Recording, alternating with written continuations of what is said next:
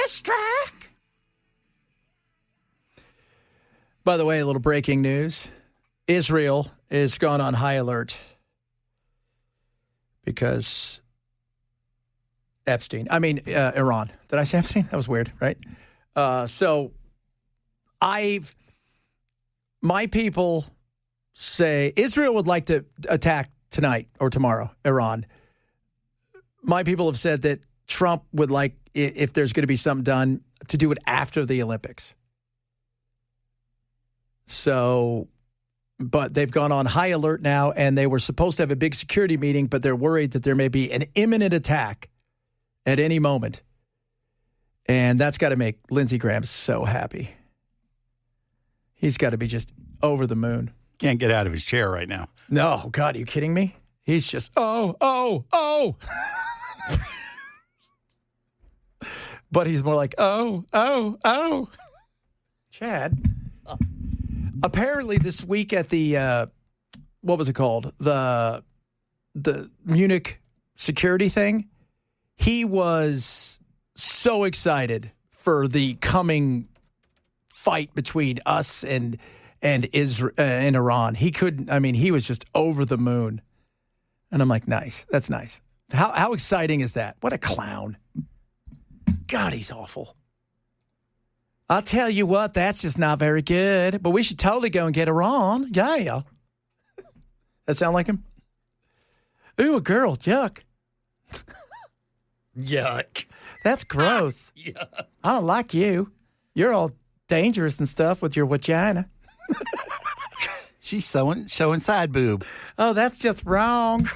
Wrong. Oh, heaven. I bet he's got the vapors. I feel like that's something he'd get, the vapors. What are the... You know, you ever seen that the old time? Oh, lordy, I got the vapors. It's what women would say when they get gas. Yeah. So, or when they have when they get older and they start having the change. Oh, the vapors, lordy. The vapors. I can't believe it. Mm-hmm. Somebody says, as an Iranian, this pisses me off that you're against this. Against what? Us getting into another war for Israel? I don't like the leaders of Iran. I think they're oppressive. I think what they've done to the youth is destroyed much of their youth, who, by the way, don't even know who the hell the Shah is. That was their grandfather's revolution. But you know what I don't want it to become? I don't know, devolve into hell. Because we get rid of what? We get rid of Khomeini. And then what? We have another person that rises up from there that's just like him? Or we put in place somebody that could be a puppet for Israel and us. And do you think that the young who are out there dying want that? No. Iran should be the leader throughout the Middle East. Their technology, their brain power, their youth, they should be the leader. And their own people ought to be the ones overthrowing Khomeini. Yes. And if they need a little backup, that's fine. But we've changed the story 15 times. Now we're going after him for nuclear weapons again. I thought we destroyed all the nuclear weapons. So, I was talking to one of our guys that works here. I won't say his name. Great dude. Downstairs. And he did a few tours. And his frustration level when he hears this stuff is I just see this, this is going to go sideways. And what's going to happen is there's going to be a bit of a mini war and there's going to be a power vacuum. And then something's going to rise out of it that may be a lot worse. Because what don't we do well, guys? We don't stick the landing. Right? I'm watching the Olympics. You got to stick the landing. Some of our people have not stuck the landing. I mean, what are we supposed to do? Go into Iran, spend 20 years there, and then have the Ayatollahs be the next government after we leave? Like we did with Afghanistan? Yeah. Well, no, see, this guy says, Reza, and I hope it's a guy. If it's not, it's a girl. I'm sorry. 3159. Reza Pahlavi, the Shah's son, who's not been back since he was like 15. Or 16, who Israel and us have basically kept on their payroll, and he's the biggest playboy in D.C., is going to go back and rule a country of a bunch of kids who have no idea who he is? And he's not there. That's the other thing. He's not there. And I said that at the beginning of this. Who replaces him? There's not somebody inside of the country that's rising up. So we'll see what happens. But and I don't want it because you're hearing it could take a couple weeks. Well, what's that mean? Is there a risk to our people? Is there? What happens if they fire some stuff off and it gets through and they don't tell us 2 days in advance, hey, we're going to do this on Saturday. We don't want this to go on any longer. What happens then? What happens if we do have to put some boots on the ground? I mean, these are all questions I think we should have. And if we're going to go to quote unquote war or whatever, you would like to, I don't know, ask Congress. Why are we always the world's police? Yeah, no doubt. I thought the opposite. I thought we weren't supposed to be that. I thought we were going to be somewhat isolationist. But we're not. And it should be frustrating. And it's kind of like whatever happened to countries falling from within? I mean, that's happened throughout history. It's just easier to farm it out to the U.S. They got a bunch of money. A lot of debt.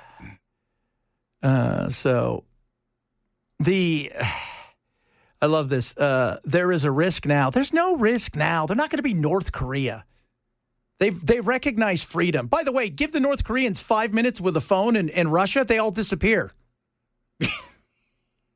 Yeah. Oh, Ukraine. Yeah. No, it was in Russia when they got there first. They couldn't even find him. Yeah. Right? They're out there going, woohoo! The internet's awesome. Yeah. Screw war. And think about this. The Shah's son coming back, he's like, he doesn't want to be king. And we put the Shah in place. Remember this. We already done this once before. Operation was it Ajax, whatever. We've already done this once before. Him coming back to take over, having not been there since he was a teenager. Yeah, how do you think everybody's going to feel about that? They want to plot their own path forward. And if you can give them some cover, great. But the only way this probably works is if you can scare the bejesus out of all of the mullahs, all of them, and get them gone. And I don't think that's going to happen. Not while they have the Republican Guard. So what does that mean? If the Republican Guard turns on the people, you now have to get the actual military to turn on the Republican Guard and fight for the people. That's called a civil war. We've tried this. Hillary, you're going to be on. Hillary, you're coming soon, right? You're going to come talk about this whole thing with Epstein. Why don't you talk about Libya for a little bit? Tell everybody how it worked out for us. I just don't want to fight any more wars. What's wrong with that? I don't want to be the world's police, and I don't want to go around bombing things because Israel wants us to. Because Bibi wants us to. And Bibi didn't get the answer he wanted the other day when he was here, which he should buy a condo. Trump should start renting out that room to him. Do you think he stays in the Lincoln room? The bedroom? Is that where you'd want to stay? No, I'd rather be at a hotel. You don't want to stay there? No. And they got cocaine there. No, well, yeah, but it was Hunter's, and I don't know the quality. Oh, I bet Hunter's stuff's good. Might have paint in it. Nah, Hunter feels like he's got the good stuff. Yeah. You don't want to. I would, if you could. You wouldn't want to stay at just one night. Not necessarily. I mean, I wouldn't mind going on a tour, but spend the night there. I'd just be wondering where the microphones and the cameras were. Yeah. Palantir, can you hear me? Secret Service watching me sleep, and I'm not for that. You're not? Wouldn't you want them to come in and watch you sleep? I don't even want. I want them just to walk in and just stare at me. Sit in a chair next to you, just watch. Do you remember? Was it Friends when Joey had the roommate or whatever who came over, just stared at him, watched him sleep? You get mad at me because you caught me one time, but what about all the times you didn't catch me? That's so weird. Oh, I was watching a Family Guy, and Brian walks in on Stewie, and Stewie's asleep, and there's a guy in there, and he's got a knife, and he's running it over his beard. He's like, "What are you doing?" He goes, "Oh, he pays me $5,000 a week to watch him sleep." Oh, lordy. We've got some White Woman Wednesday coming up. I want to talk about the whole NES thing. Who was it, Nash? What did Nash say? Oh, we shouldn't get rid of anybody? Oh, the Metro councilor. Yeah. He just he says that it was, he went along the lines of it was a terrible storm and not so sure, had they planned for it, if there would have been a different outcome. He is against removing the leadership. When you have other cities that are putting up 5 digits in terms of linemen, and we put up 160, they did not properly plan. So be quiet. You don't know what you're talking about. That whole, Nash. when I heard him say that, they could have predicted it. No, you can't predict how the weather's going to go. But what you can predict is we may need more than 3 guys with a truck and a ladder. Yeah. That's the issue you had here. And then on top of that, they've started this whole process of sending out bills after the fact. They're not doing what they said they would do, which was, allow for a late payment, not to see increases on the bills, et cetera, et cetera. That's just another example of her incompetence in her leadership. And the fact that they have, first of all, they punted it till next month. So there's that. Secondly, they've stacked it with people that are not going to make them do anything as far as moving away from this. What they'll do is they'll come up with an after-action report. Yeah, that's due in August, boys. Coming up, the after-action report. In August. I can type it up for you now. You sucked at your job. There's your after-action report. God. And you should be terminated. Yes, like the Terminator would come and crush your souls because you were so bad at your job. That's not good. Yeah, so here are the members of this Winter Storm Commission. Former Governor and Mayor Phil Bredesen is the chair. The current Vice Mayor, Angie Henderson. Metro Council President Pro Tem Delicia Porterfield. Johnny Vanderpool with Vanderbilt University. The NAACP's Timothy Hughes.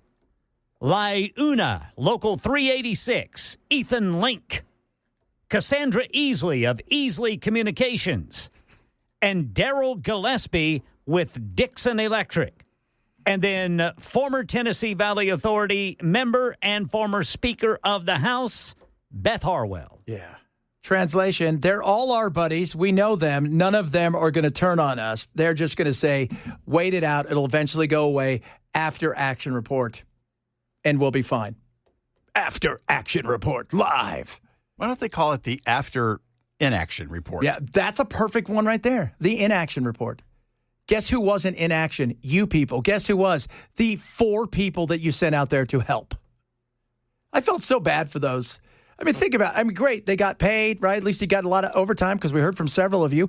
But you were going out there flying blind. And what did they say, too? That, the people that work here, they're standing behind their leaders. Yeah, that's apparently what this Metro Council member who opposes removal said, that he has heard from the NES employees they do not want leadership removed. Well, of course they're going to say they don't want to get fired. And I don't think that's true.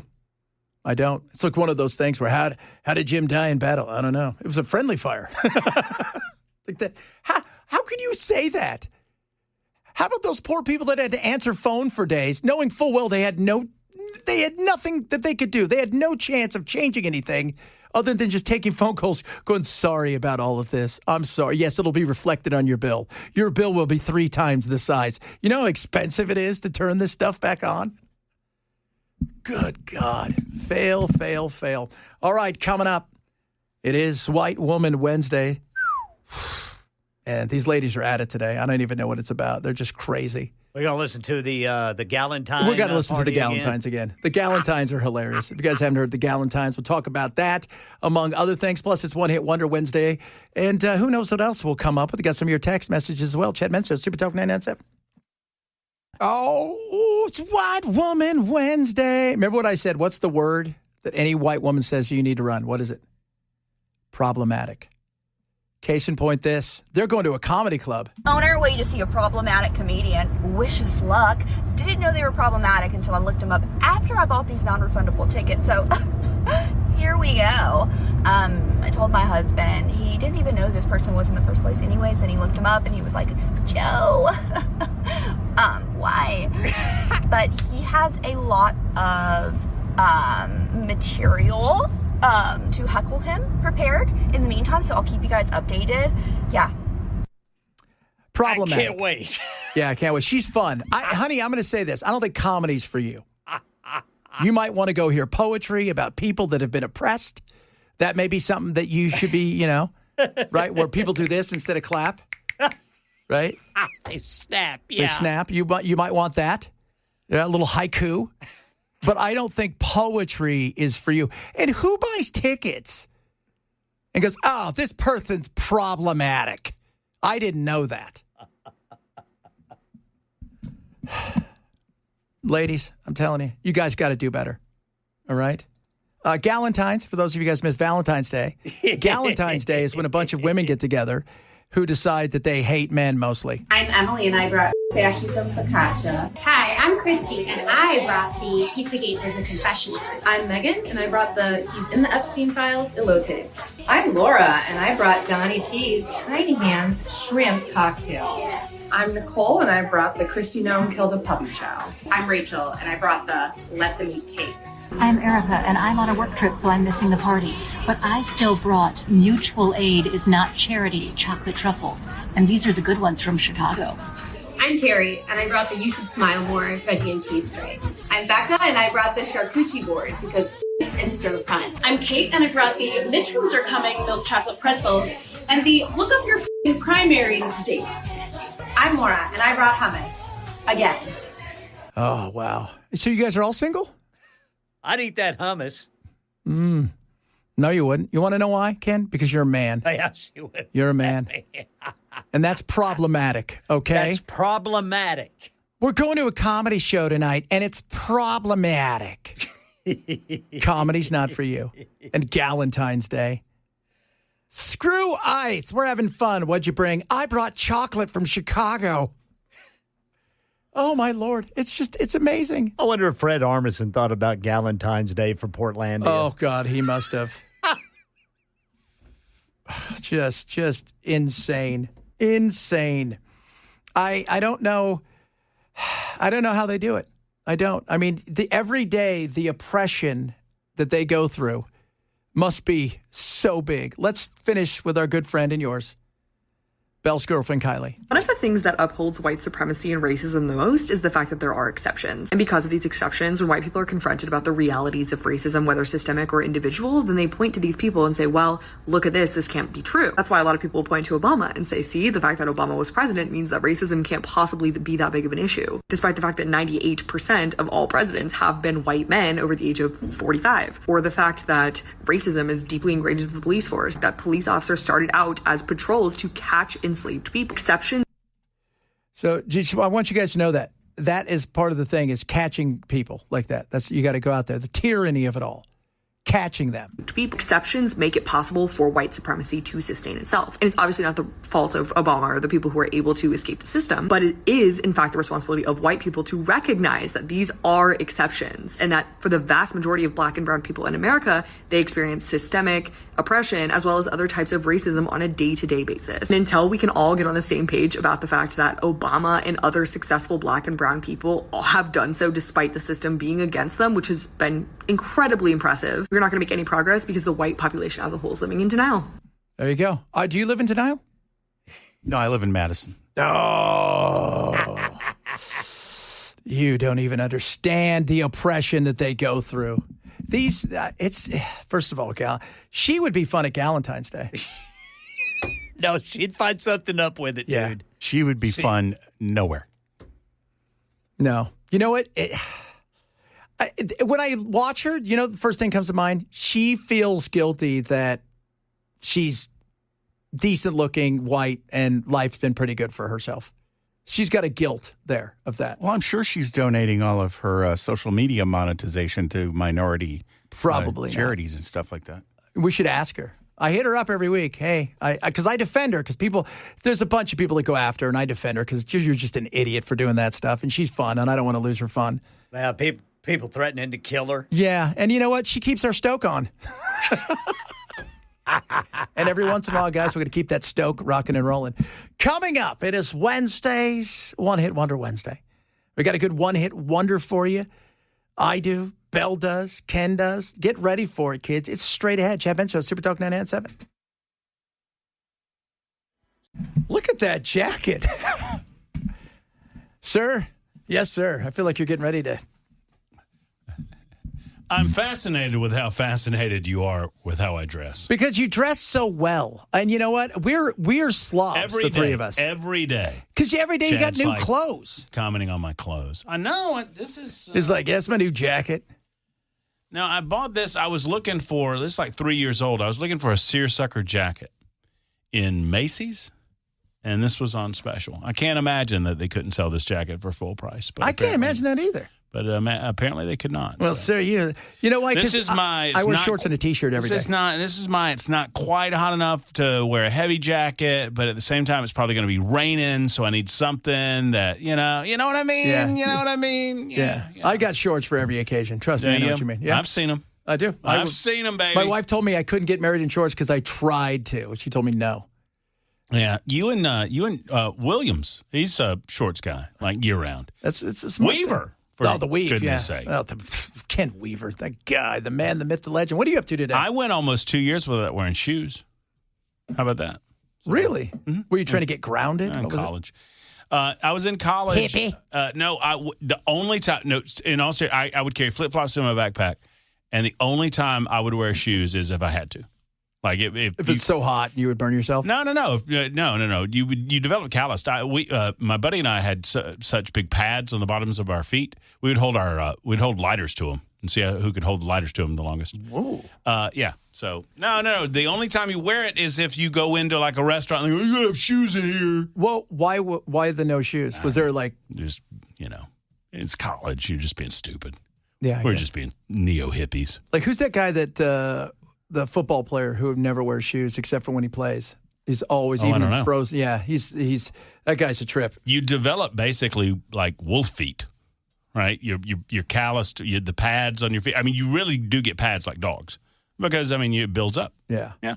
And that's crazy, baby. There you go. Crazy little something else you learned today. Little things you learn. What about you, sir? What do you got going on today? Excitement. We are going to talk a little bit about the TVA and the eminent domain. And nobody likes eminent domain. This is Sumner County. John Rich is getting involved in that now again with the Gregory family. Yeah, we were going to have Rich on, but he's like, I want to lay low because I think I can work back channels because I'm on this commission. But we've got Jeremy Mansfield, who is on the Sumner County Commission, coming on to talk about that family, like 7th or 8th generation farm. And here's my deal. If there's no other way to do it, then you have to do it. That's what eminent domain is for. But in this case, apparently there are multiple other ways for them to accomplish. Absolutely. Well, there's plenty of stuff in Lebanon because they don't have the big place they're building now. They don't have the big place, which you think a guy got fired? You think somebody got fired? No. They should have, though, right? This is the fourth state they've done that to. What, the state? What they've announced that ICE. There's been sent something out where ICE is coming and stuff, and only. Oh no, sorry, that's but wrong. They didn't send anything out. They got an inquiry based on a media report, and that media report came from a rumor. So my question is there some organized effort to send these rumors to states, red states? And this is my theory that someone is sending this crap to the media in red states. Well, it was Virginia too. And then, that's not quite red. Then the media then goes to Immigration and Customs Enforcement. Or whoever's in charge of PR. They're such idiots. They don't know. I don't know what's going on. I don't know. It feels like it's designed to sow confusion. It definitely did. It did. I mean, that thing accomplished its goal. Super confusion. I saw more people talking about, Freddie, talk about the foot in the mouth. That is because you had Arnold, Arnold's. I don't know what's going on here. NES is listening to us because we're getting ready to lose power. Okay, here we go, kids. O'Connell's like, shut him down. But the whole thing about sometimes businesses go out. I keep saying this. Yeah, businesses do when they suck. But when you go and charge them $600,000 in property taxes, they're going to go out of business, and that's a you problem. Yeah. So the meme that's going around, which is perfect, and I forget who did it originally, or I'd give him credit, is the Ivan Drago. Rocky IV. Yeah. If he dies, he dies. Yeah. If he dies, he dies. Like how calloused is that? Yeah. I mean, even one. some of the 450 council members were like, hey, I don't think you should have said that. So Emily Evans is a former Metro City Councilor, and she's going to be on with us today. She's a number cruncher, and she's going to talk about how these property taxes are affecting business. That's coming up at 4 o'clock. All right. He's got it all going on. Maybe if the lights stay on. If not, well, you know what? We're going to rock it in the dark. Maybe they're taking over our building. Maybe. Holy guacamole. That's all straight ahead on the Met Show.